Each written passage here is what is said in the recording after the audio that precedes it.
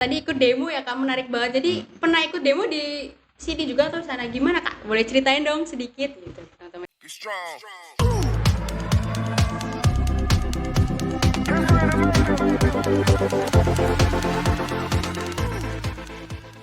Assalamualaikum warahmatullahi wabarakatuh. Selamat siang semuanya. Halo teman-teman media pelajar Lampung, apa kabar nih kalian semua? Semoga sehat selalu ya. Kali ini kita kedatangan tamu dari Ketua BEM Umpri Universitas Muhammadiyah Pringsewu dengan tema Yuk Kepoin seputar Umpri nih. Buat kamu yang penasaran, bisa banget nanti tanya-tanya jawab, bisa sih komentar dan tanya jawab nanti. Tetap di stay tune di live Instagram kita. Oke Kak.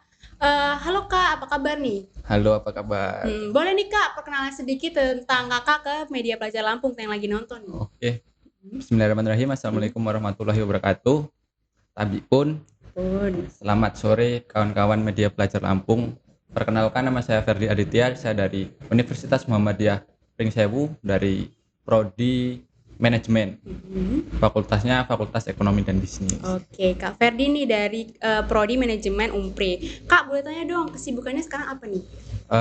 Kalau di dunia perkuliahan hari ini selain kita berorganisasi, kita juga lagi revisi untuk Oh ya, skripsi ya Kak ya, skripsian ya semester tugas 8. akhir, bener banget. Lagi ngarep-ngarep lah. Bener. Hobinya apa nih Kak, kalau boleh tahu? Kalau untuk hobi di volley untuk olahraganya, selain itu juga kadang ngegame buat refreshing Oh otak ya, gitu kan. benar. Oke, berikut sedikit perkenalan dari Kak Ferdi selaku Ketua BEM Umpri. Jadi nanti kita bakal bahas tentang banyak tentang Umpri, tentang jurusannya, UKM-nya, dan lain-lain. Jadi buat kamu yang pengen tanya bisa banget nanti tanya di sesi tanya jawab. Oke Kak, tadi kan apa ya kesibukannya lagi skripsi juga nih. Kalau boleh Ya. tahu jurusannya ada apa aja nih Kak di Umpri? Oh, kalau untuk jurusan di Universitas Muhammadiyah itu ada banyak, dari Fakultas Keguruan itu ada PGSD, terus ada matematika, ada bahasa Inggris, bahasa Indonesia dan BK. Kalau di Fakultas Ekonomi itu ada manajemen, di Fakultas Sains dan Teknologi itu sistem teknologi dan informasi, terus di Fakultas Syariah itu ada hukum dan syariah, di Fakultas Kesehatan ini yang lumayan banyak, ada keperawatan, kebidanan, terus ada teknik laboratorium medis, terus ada satunya lagi itu sistem apa gitu, pokoknya satu lagi lupa lah. Oh iya, Banyak, terlalu oke, banyak. iya. Favoritnya apa nih Kak kalau boleh tahu di jurusan masing-masing itu pasti? Sebenarnya kalau untuk favorit, semuanya favorit sih di di Universitas Muhammadiyah Pringsewu. Tetapi kan itu semua tergantung kota Iya, per benar sekali. prodi. Hari ini yang paling banyak itu di Universitas Muhammadiyah Pringsewu itu ada PGSD, dan yang kedua itu ada dari prodi manajemen. Oh, gitu. manajemen. Berarti prodi kakak nih favorit ya? Oke. Termasuk favorit, alhamdulillah. Berarti pembelajarannya ini udah offline semua dong Kak setelah Covid?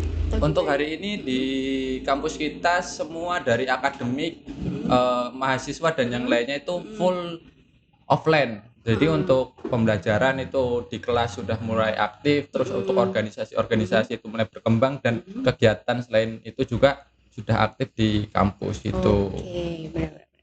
Kalau boleh tahu nih Kak, jumlah mahasiswanya kira-kira berapa sih banyak? Kalau untuk jumlah mungkin ini kan udah mulai tahap pendaftaran, itu udah hari ini sekitar 2000-an yang udah daftar iya, di banyak banget ya Kak ya. terus tahun kemarin itu sekitar 1.500-an. Terus pokoknya setiap tahun itu grafiknya meningkat terus. Oh iya, pasti ya Kak ya, benar-benar sesuai kuota ya katakan. Ya. Oke. Kalau boleh tahu nih Kak, sistem pembelajaran di Umpri itu gimana sih Kak? Mungkin seminggu berangkat atau lamanya itu berapa gitu dalam seminggu? Kan sesuai dosen juga ya Kak ya. Kalau itu tergantung kebijakan dosen sebenarnya, tapi kalau yang sering itu semester awal itu hampir setiap hari. Oh, setiap hari ya. Semakin tinggi semesternya kadang cuma 3 hari. 3 Terus hari. kalau udah semester 8 gini ya sesuai dosennya, iya. pembimbing. Pernah nggak sih Kak kayak liburnya diambil buat kuliah buat ganti hari lain gitu? Liburnya? Iya, maksudnya harus libur tapi karena ganti jam kosong jadi masuk gitu.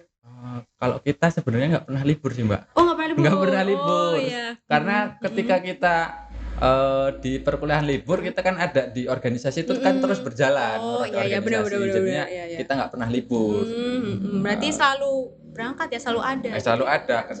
Hari ini juga kita kan dari Tanggamus, rumahku Tanggamus, Oh iya, dari Babakan itu kan agak jauh juga kan ke kampus. Nah, kita hari ini saya ke apa ya, ngontrak. Akhirnya ngontrak karena setiap hari bolak-balik Iya, kan, benar. sama teman-teman Iya. anak-anak organisasi juga gitu. Oke. Kalau boleh tahu nih Kak juga, fasilitas apa sih Kak yang diberikan Umpri untuk mahasiswanya gitu, biar kita lebih nyaman atau menunjangnya lah gitu. Kalau untuk fasilitas itu udah dilengkapi oleh pihak universitas sih. Semuanya sudah ada dari akademik perkuliahan, terus gedung dan segala macamnya. Dan untuk teman-teman organisasi juga udah ada dilengkapi kayak sekret, terus dari setiap misal Semauri itu ada sanggarnya, itu dilengkapi. Terus kalau untuk rekan-rekan ekonomi yang ingin belajar apa namanya lebih jauh tentang saham itu juga ada di situ. Dan ke depan sih ada pelengkapan sih untuk di universitas, ada di sport center yang pertama, dan yang kedua itu ada laboratorium dan untuk gedung S2. Oh gitu. iya, Jadi buat terus mahasiswa. berkembang inovasi benar, gitu. benar. Oke, benar. Nah, nih Kak, apa ya? Ada nggak sih Kak, mungkin teman-teman yang lagi nonton menarik nih banget nih, banyak tadi gedung yang baru ya atau apa buat fasilitas mahasiswanya. Ada nggak sih Kak beasiswa yang ditawarkan atau yang diberikan untuk Umpri untuk mahasiswa yang baru gitu? Ya mungkin pingin tahu. Kalau untuk beasiswa di Universitas Muhammadiyah Pringsa itu ada beberapa beasiswa. Yang pertama itu ada beasiswa kader, itu yang dari Muhammadiyah dan ortom. Terus yang kedua itu ada KIP, terus KHS dan PKH itu. Terus yang hari ini yang dibuka, Universitas Muhammadiyah Pringsewu membuka kuota 1000 KIP aspirasi. Jadi dari siswa-siswa yang hari ini nggak punya KIP dan ingin kuliah bisa mendaftar di Universitas Muhammadiyah dan mendaftarkan diri sebagai beasiswa aspirasi gitu. Iya, benar-benar. Gitu. Bisa sih. Jadi nggak ada kata nggak kuliah gitu ya. Ternyata beasiswanya juga banyak ya. Ya Kak, banyak gitu. Kalau boleh tahu nih, syaratnya apa aja sih Kak masuk Umpri gitu? Ya, atau bisa lihat di link mana atau bisa dijelaskan gitu. Kalau untuk syarat sebenarnya sama aja ya kayak kampus-kampus lain itu kayak ijazah dan yang lainnya, tetapi untuk lebih jelasnya itu ada di link PMB Umpri, itu kalian search aja di Google ada PMB Umpri. Nah di situ udah nanti dijelaskan apa syaratnya, terus bagaimana cara mau nganuin apa beasiswa segala macamnya, di situ lengkap. Oke, banyak Gitu. ya. Jadi info penting dan banyaknya di situ ya Kak ya. Oke, benar-benar. Nih Kak, Kakak sebagai ketua BEM nih, apa sih Kak pengalaman yang apa ya? Mungkin terkesan gitu, apa aja gitu? Mungkin kegiatan di Umpri apa aja gitu? Kalau saya sebagai anak organisasi gitu ya kan, BEM semuanya sebenarnya berkesan gitu kan. Dari mulai kita kumpul-kumpul bareng anak-anak organisasi juga, kita diskusi segala macam, terus kayak kita pusing, stres mikirin program gitu-gitu.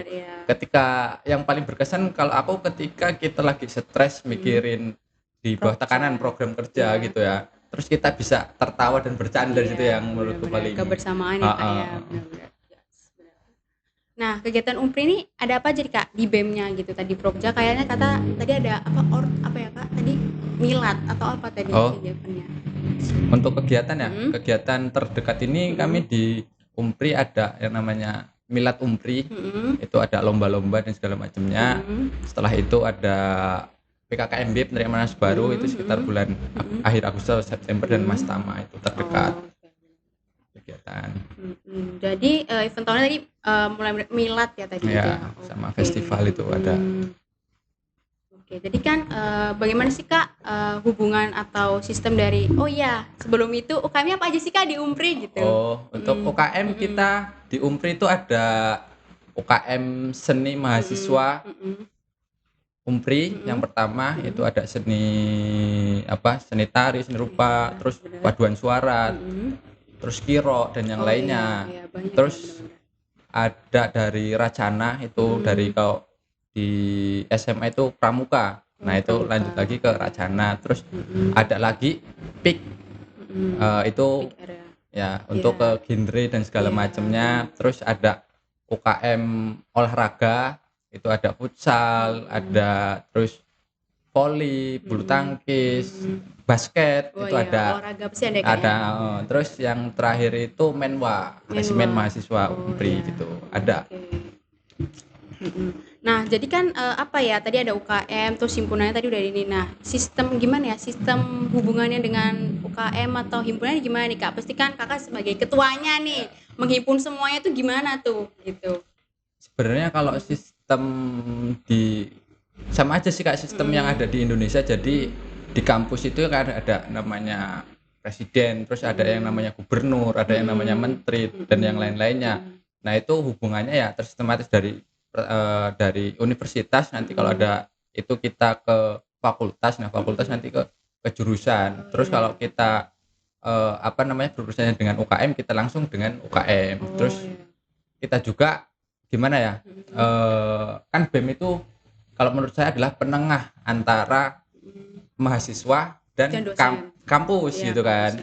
Ketika nanti ada permasalahan yang ada di kampus, nah kita nanti yang garda terdepan lah untuk menyelesaikan hal itu ya. Dan kita juga menyampaikan aspirasi-aspirasi yang ada di mahasiswa, lalu mengawal kebijakan yang ada di kampus, kebijakan yang ada di ormawa, organisasi gitu kan, dan yang lainnya gitu.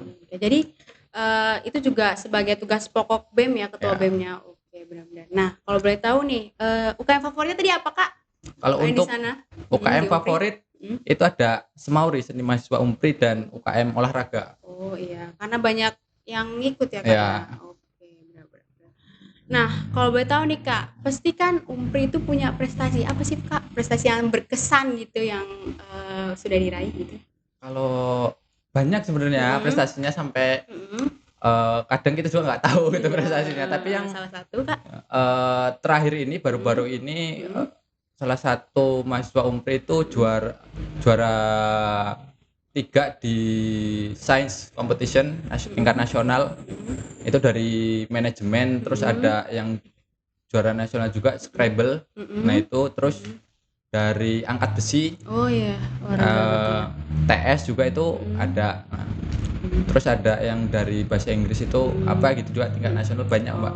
Tadi kan pengalamannya sebagai ketua BEM bareng-bareng nih sama teman-temannya gitu. Ada lagi nggak sih Kak diceritain sedikit gitu ke teman-teman yang lagi nonton gitu? Kalau untuk pengalaman sebenarnya jadi ketua BEM itu ngeri-ngeri sedap sih sebenarnya. Karena selain kita berurusan dengan kawan-kawan mahasiswa, kita juga berurusan dengan institut kita kan, universitas kita dengan dosen dan segala macam. Habis itu kita juga kayak berurusan dengan kampus-kampus lain, misalkan kayak ada konsolidasi dan segala macamnya. Nah kita diskusi-diskusi perihal itu, dan itu sih yang sebenarnya yang bikin kita menantang gitu kan di organisasi, yang asiknya gitu. Termasuk dengan tadi ikut demo ya Kak, menarik banget. Jadi pernah ikut demo di sini juga atau sana, gimana Kak? Boleh ceritain dong sedikit gitu teman-teman di Baca Lampung. Oh ya, sebelum saya menceritakan sebenarnya saya jelaskan dulu perihal demo kan. Biar karena gak keliru kan ya. Kebanyakan kalau orang yang belum pernah ikut demo itu menjudge bahwa demo itu cuma ribut-ribut, terus bikin macet dan sebagainya kan. Tetapi sebenarnya demo itu juga ada tahap-tahapannya. Sebelum kita untuk demo, kita ada yang namanya surat permohonan, terus audiensi. Ketika semua itu enggak ditanggapi, barusan kita demo. Nah, demo juga kita membawa yang namanya masyarakat, aspirasi masyarakat, dan kita analisis apa yang terjadi mungkin di kabupaten atau di daerah, bahkan di nasional gitu kan. Kita demo kalau emang suara kita didengar, suara kita diperhatikan oleh pemerintah, kita nggak akan demo. Tapi kan yang untuk kita akhirnya turun ke jalan kan semua itu kan diabaikan. Akhirnya kita demo gitu. Kalau untuk pengalaman paling menantang ya, kalau untuk menantang dulu kita yang ada di mana ya, Jokowi yang mau kesini itu kan. Oh iya, pernah ya. Nah kita kan menolak gitu kan. Nah itu kita jadi dikejar-kejar gitu Oh gitu iya, kan. itu demo juga Kak atau gimana? Aksi Oh aksi aksi ya, gitu. sama univ lain atau gimana? Kita bersama teman-teman Ikatan Mahasiswa Muhammadiyah sih Oh gitu, benar-benar. Umpri dan Ikatan Mahasiswa Muhammadiyah gitu dulu menolak kedatangan Jokowi karena lagi COVID dan segala macamnya gitu kan. Itu sih yang paling menarik gitu. Bener banget. Jadi kayak gitu tuh nggak asal main aja ya Kayak teman-teman. Bahasanya itu kayak kuliah di jalan atau apa ya, turun aksi lah kayak gitu. kuliah di jalan. Nah tadi itu juga maksudnya itu pengalaman menantang ya Kak ya. Nah Kakak nih seorang leader itu harus ekstrovert atau gimana Kak gitu. Kakak diri Kakak tuh seperti apa gitu maksudnya gitu. Karena kok mau ya jadi ketua BEM terus kan pasti kalau ekstrovert tuh harus kayak berbaur dengan orang-orang, dengan masyarakat dan teman-temannya gitu. Kakak dulu gimana nih gitu biar aku bisa mengendalikan diriku gitu.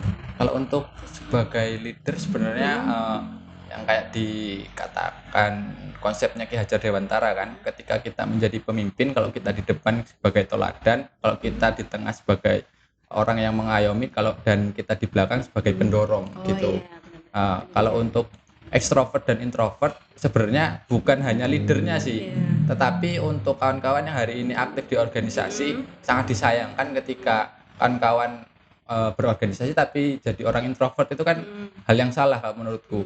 Gimana kita mau menyampaikan pendapat, kita mau menyampaikan gagasan atau ide, terus kita mengajak kawan-kawan yang lain kalau hari ini kita introvert gitu kan. Diam aja ya Kak. Nah itu kan apa ya, seorang leader kan perlu mempengaruhi anggotanya untuk bergerak gitu, maksudnya kan untuk gitu. Jadi pasti ada step by stepnya ya. Nah jadi Kakak jadi ketua BEM ini pasti ada step by stepnya. Gimana? Boleh diceritakan? Kalau di kampus kita kan sebenarnya di kampus-kampus itu hampir sama lah, tetapi kan semua itu tergantung kebijakan setiap kampus-kampus dan ADART-nya setiap kampus. Kalau di Universitas Muhammadiyah Pringsewu ketika Anda ingin jadi ketua BEM, Anda harus pernah jadi ketua BEM fakultas. Oh iya, jadi itu harus itu Kak. Ya. Nah itu ketua BEM fakultas. Terus yang kedua kalian mengikuti pengkaderan yang ada gitu kan. Kalau di fakultas itu dasar, nanti ketika Anda mau naik di universitas ada yang namanya pengkaderan madya gitu. Nah, pasti nih Kak, tadi kayak berhubungan tips tadi itu ekstrovert. Pasti gimana nih tips public speaking menurut Kakak tuh gimana? Caranya gimana nih? Boleh mungkin ke teman-teman media pelajar Lampung yang lagi nonton nih, kasih tahu caranya gitu atau tipsnya. Kalau dari aku tipsnya sebenarnya satu itu kalian lebih banyak membaca buku. Harus sering-sering baca buku agar kawan-kawan mendapat kosakata atau kata-kata baru dalam buku tersebut. Terus yang kedua pasti latihan ya. Oh iya benar. Latihan itu kalau dulu aku kan ya latihannya itu kalau nggak di motor gitu kan ngomong sendiri. Terus kalau lagi mandi itu depan kaca gitu kan ngomong. Nah habis latihan yang terakhir yang paling penting itu aksi gitu kan, ketika kawan-kawan mempraktekkan dari latihan, karena seorang public speaking sebenarnya ketika dia terlihat jago karena jam terbangnya Mbak. Oh ya benar. Nah, kalau kawan-kawan hari ini udah latihan tapi nggak ada aksinya itu ya lama-lama apa maksudnya nggak bakal bisa gitu. Iya nggak bakal terwujud sih maksudnya, nggak terbentuk lah ya. Kalau apa namanya tiba-tiba public speaking nggak ada latihan itu nanti jadinya kan acak-acakan gitu. Iya, benar. Nah itu harus imbang sih sebenarnya kalau dari aku. Banyak banget ya kayak pasti pernah nggak sih Kak kayak ngalamin stres kayak apa ya banyak banget terus harus belajar banyak gitu gimana gitu pernah sih. Kalau itu sebenarnya kalau jadi ketua mungkin ya sering stresnya sih ya, harus membagi semuanya. Tapi kalau kita udah emang jiwa-jiwanya udah di berorganisasi, stres-stres kayak gitu malah menjadi kenikmatan buat kita. Benar. Tekanan dari mungkin dari organisasinya, tekanan dari kampusnya dan eksternal lainnya itu malah memberikan kita apa ya kenikmatan setelah itu semua terlaksana kayak puas gitu loh. Iya benar-benar hasil sendiri ya Kak ya. Nah, kalau untuk stres ya sering sih sebenarnya stres tapi nggak sampai gila sih alhamdulillah. Boleh dong Kak kasih ke teman-teman tips memimpin tuh gimana sih Kak?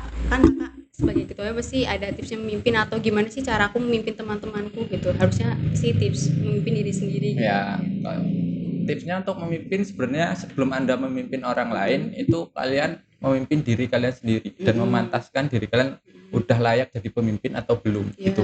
Terus ketika emang hari ini kalian dipilih jadi seorang pemimpin dan ketua, yang pertama kalian harus punya idealis, punya apa namanya tujuan dalam kepemimpinan kalian, visi dan misinya. Terus harus bisa tahu nih karakter, nggak semua anggota maksudnya karakter itu kan. Nah terus mengayomi dari anggotanya. Nah itu tips yang dasarnya kalau menurut aku. Nanti kalau yang lebih lanjutnya kan panjang gitu. Iya.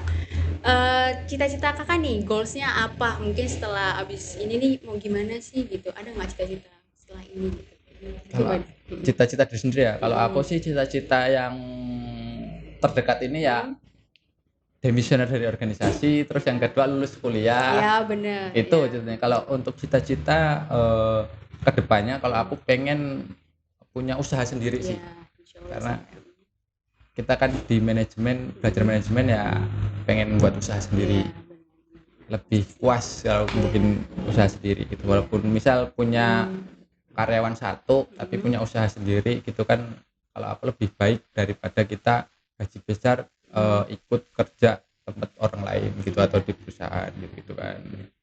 Oke kak, boleh nih kak kasih pesan-pesan untuk generasi muda sekarang yang lagi nonton, mungkin adalah kalau melihat dari sekarang ya, pesan-pesan untuk generasi muda hari ini, kita udah memasuki 5.0 atau 5.0, di mana digital sekarang sudah kemana-mana gitu kan. Dari itu pesannya selalu gunakan media sosial atau kemajuan digital ini untuk hal-hal yang baik. Jangan sampai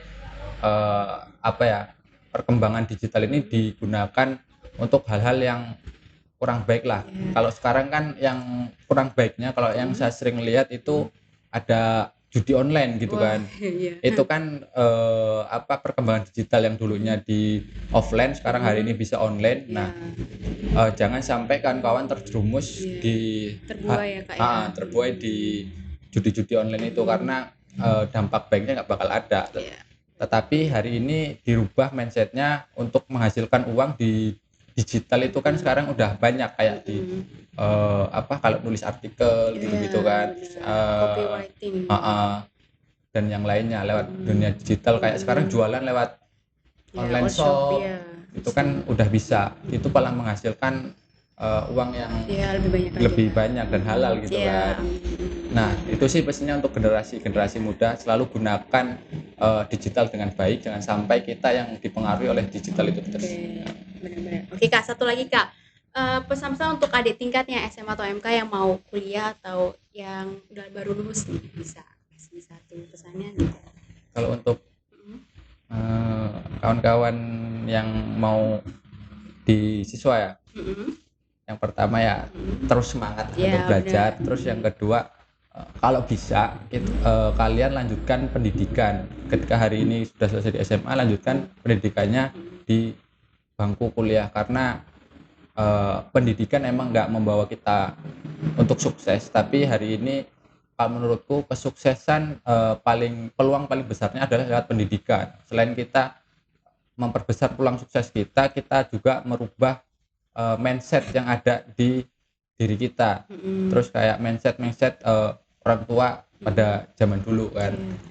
Hari ini kita lihat Jepang itu kan maju kan, negara sebagai salah satu negara maju, karena dari dulu yang diperhatikan oleh pemerintah Jepang itu adalah pendidikan. Ketika dia kalah perang, yang dicari bukan tentaranya tetapi ada berapa guru di negara kita. Nah, berarti kan Jepang sudah menyadari bahwa pendidikan itu adalah hal yang penting. Nah berpesan pada teman-teman yang hari ini mau lulus atau masih di bangku SMA, tetap lanjutkan pendidikan kalian.